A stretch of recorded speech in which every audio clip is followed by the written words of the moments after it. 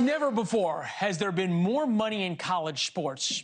Just for football, for example, the latest TV deal was $7.8 billion. The Tennessee Volunteers still have a chance to make the playoffs. For my future mother-in-law watching, go Vols. This is the first time with a 12-team playoff. It's going to be exciting. The University of Tennessee, to get a chance, is charging a 10% talent surcharge on tickets to see the Vols in person. Tennessee isn't alone. Arkansas will charge a 3% fee at concession stands. Clemson is adding $150 to tuition bills. That's because the biggest football athletes are now paid professionals. A quarterback in the SEC gets paid on average $1 million a season. The schools funnel the money through something called name, image, and likeness deals, but it's effectively a payoff, a contract.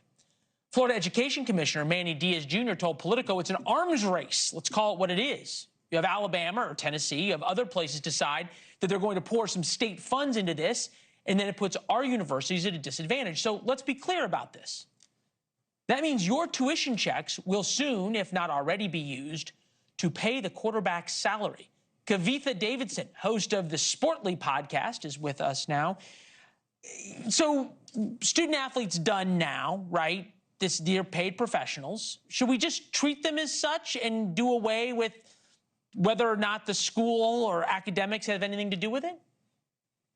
Well, there is actually certainly an argument for that, and there are a couple of cases that are pending right now. The Dartmouth men's basketball team, for example, was granted employee status, and that is a continuing review under the NLRB. I do want to correct one thing very quickly, though. The NIL money that is going to, for example, the $1 million for a quarterback is absolutely coming from booster collectives, but these ticket rises are not in response to that. They are directly in response to another settlement, an antitrust settlement, that will have schools be paying back pay and revenue sharing some of future pay with players. You might say reparations? It's more that since the NIL rules were enacted, that the judge and the courts have decided, and the settlement has decided, that $2.8 billion is kind of owed to the players who haven't been able to benefit from that. But at some point, right, we know where this is going, okay? Like, it never, when it comes to money in sports, it never really stops, okay? Is it too far of a bridge to say at some point tuition dollars and money's fungible are going to somehow find their way to the best quarterbacks and linebackers?